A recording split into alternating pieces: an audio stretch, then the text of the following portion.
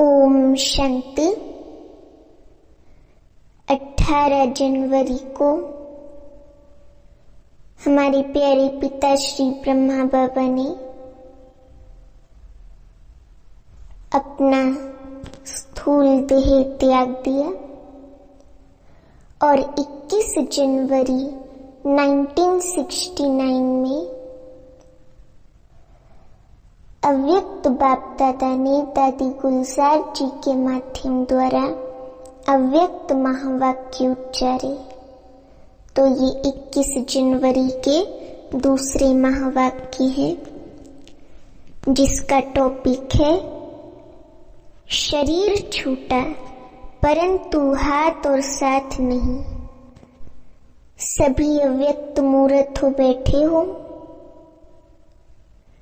व्यक्त रूप में रहते अव्यक्त स्थिति में रहना है। जब अव्यक्त स्थिति में स्थित हो जाएंगे तो उस अव्यक्त स्थिति में कोई उलझन नहीं रहेगी। वर्तमान समय चल रहे सभी पाठ आप बच्चों को अति शीघ्र अव्यक्त बनाने के साधन है।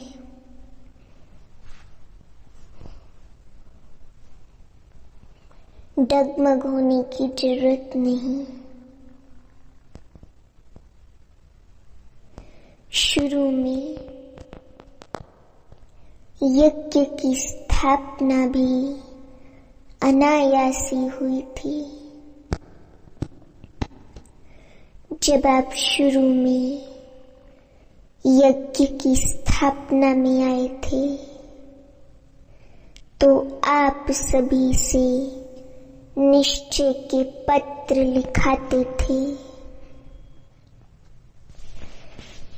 यही निश्चय लिखाते थे कि अगर ब्रह्मा चला जाए तब भी हमारी अवस्था, हमारा निश्चय अटल रहेगा। वे निश्चय पत्र याद है? निश्चय उसको कहा जाता है जिसमें किसी भी प्रकार का, किसी भी स्थिति अनुसार विघ्न के समय संशय नहीं आता।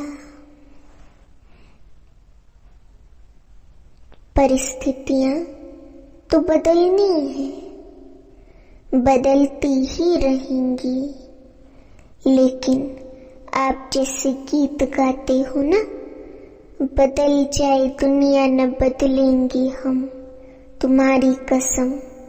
तो ऐसे ही आप सभी निश्चय बुद्धि आज के संगठन में बैठे हुए हो। आपकी मम्मा आप सबको कहा करती थी कि निश्चय के जो भी आधार अब तक खड़े हैं वे सब आधार निकलने ही हैं, और निकलते हुए भी उसकी नींव मजबूत है। अगर नींव मजबूत नहीं तो आधार की आवश्यकता है। आधार कौन सा?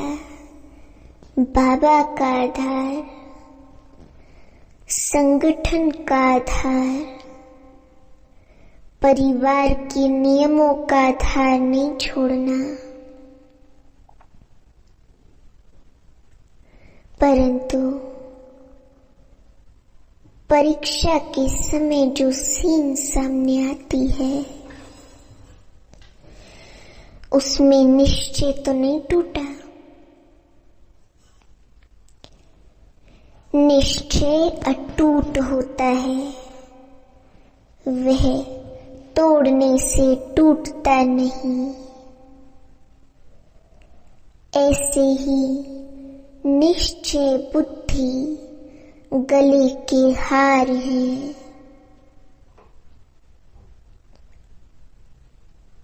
क्या ब्रह्मा आपका बहुत प्यारा है?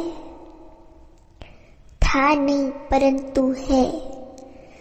तो क्या वे नहीं कहा करते थे? बातें तो सभी बोली हुई हैं, समय पर याद आना ही तीव्र पुरुषार्थ है। याद करो, वह भी आप बच्चों को मजबूत बनाने के लिए कहते थे। बाप दादा ने बच्चों का इतना श्रृंगार किया है, तो क्या बच्चे इतने श्रृंगारधारी नहीं बने हैं? एक दिन ऐसा समय आएगा जो इस बाप दादा के श्रृंगार को याद करेंगे। तो अभी वे समय है। पहले तो वे अपने को निरअहंकारी नम्र चित्त रहते हुए कई बच्चों को ये सुनाते थे कि मैं भी अभी संपूर्ण नहीं बना हूँ, मैं भी अभी निरंतर देही अभिमानी नहीं बना हूँ। लेकिन आपने अपने अनुभव के आधार से 3-4 मास के अंदर ध्यान दिया होगा, सम्मुख मिलने का सौभाग्य प्राप्त हुआ होगा, तो अनुभव किया होगा कि ये ब्रह्मा अब साकारी नहीं लेकिन अव्यक्त आकारी रूपधारी है।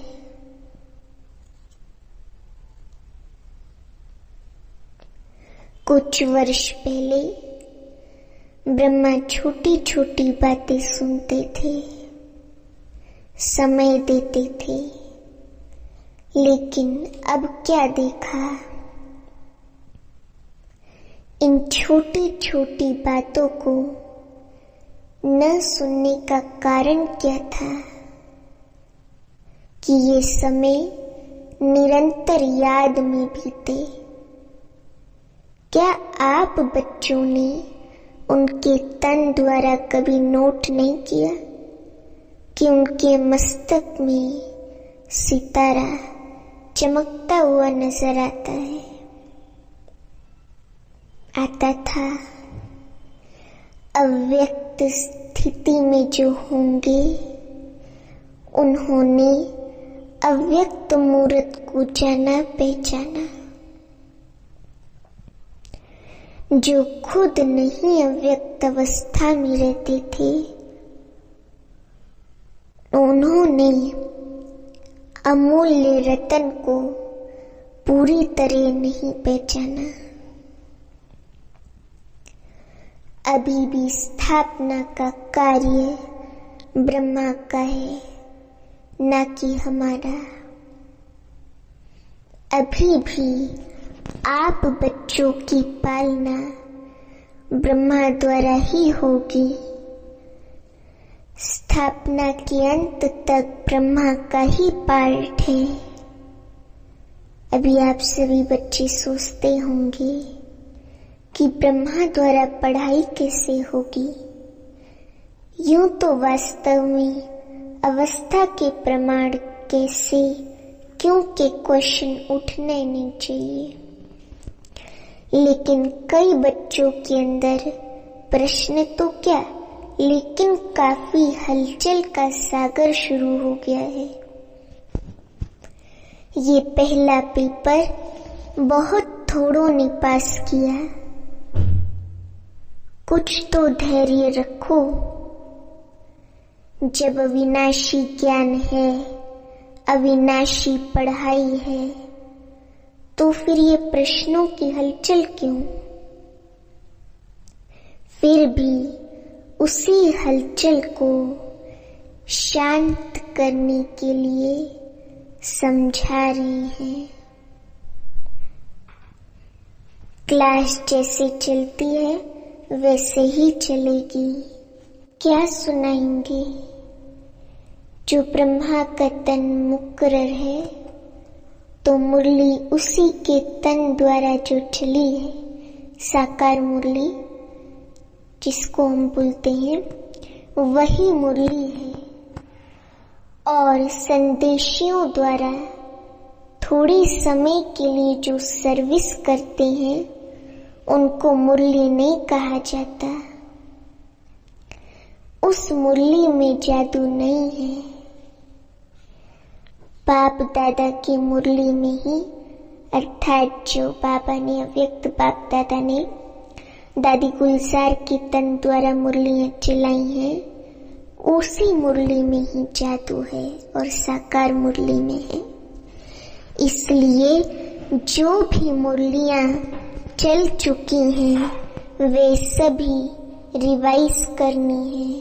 जैसे पहले पोस्ट जाती थी, वैसे ही मुख्य सेवा केंद्र पर अब उसे जाती रहेगी। क्या आपको 1 वर्ष पहले जो मुरली चली थी वे याद है? कल जो पढ़ी होगी वह भी याद नहीं होगी। कई पॉइंट्स ऐसे हैं जो कई बार पढ़ने से भी बुद्धि में नहीं ठहरती। इसलिए मुरली और पत्र का जैसे कनेक्शन होता है वैसे ही रहेगा। जैसे आप मधुबन में रिफ्रेश होने आते हो, वैसे ही आएंगे। क्या करें, किससे मिलने आवे? अब फिर ये प्रश्न उठता है, किससे रिफ्रेश होंगे? जो लकी सितारे हैं, अर्थात जो निमित्त मुख्य हैं, उनके साथ पूरा संबंध जोड़कर जो भी आपकी सेवा केंद्र की रिजल्ट है, समस्याएं हैं, जो भी सेवा केंद्रों की उन्नति है, जो भी नए नए फूल उस फुलवाड़ी से खिलते हैं, उनको भी संगठन का साक्षात्कार कराने मधुबन में ले आना है। साथ साथ ऐसे संगठन के बीच बाप दादा निमित्त बनी हुई संदेशी द्वारा पूरी सेवा करेंगे। अभी कोई और प्रश्न रहा? आप सोचते होंगे कि लोग पूछेंगे कि आपका ब्रह्मा बाबा 100 वर्ष से पहले ही चला गया। ये तो बहुत सहज प्रश्न है, कोई मुश्किल नहीं। 100 के नजदीक ही तो आयु थी। ये जो 100 वर्ष कहे हुए हैं, ये गलत नहीं है। अगर कुछ रहा हुआ है तो आकार द्वारा पूरा करेंगे। 100 वर्ष ब्रह्मा की स्थापना का पार्ट है। वे तो 100 वर्ष पूरा होना ही है, लेकिन बीच में ब्रह्मा के बाद ब्राह्मणों का जो पार्ट है, वे अब चलना है। ब्रह्मा ने ब्राह्मण किस लिए रचे? क्या ब्रह्मा अपनी रचना को देखेंगे नहीं? क्या आपको अब संगम की जिम्मेवारी का ताज नहीं देंगे तो सत्युग में देवता कैसे बनेंगे? यहाँ की जिम्मेवारी ही वहाँ की नींव डालती है। इसलिए जो भी आप बच्चों से प्रश्न करते हैं, उन्हें यही उत्तर दो कि ब्रह्मा की स्थापना तो चलनी ही है। अभी बच्चों की पढ़ाई का समय बिल्कुल ही नजदीक है। ये तो हर एक मुरली में मम्मा के बाद इशारा दिया है। क्या पेपर में तिथि तारीख बताया जाता है? जो पहले से ही बताया जाए उसको क्या पेपर कहेंगे? पेपर वह होता है जो अचानक होता है। किसके मन में जो होता है वह अचानक नहीं होता है। रिजल्ट में क्या देखा? पूरे पास नहीं हुए, कुछ न कुछ कमी एक एक में देखी। फिर भी बहुत अच्छा, क्योंकि समय पुरुषार्थ का है। ये तो बाबा ने उस समय 69 में कहा था। आज 2022 में तो हमें और भी तीव्र पुरुषार्थ करना है, क्योंकि अभी तो और भी पुरुषार्थ का समय है। उस प्रमाण रिजल्ट अच्छी ही कहेंगे। बाकी तो बाप दादा दोनों ही एक बात पर खुश थे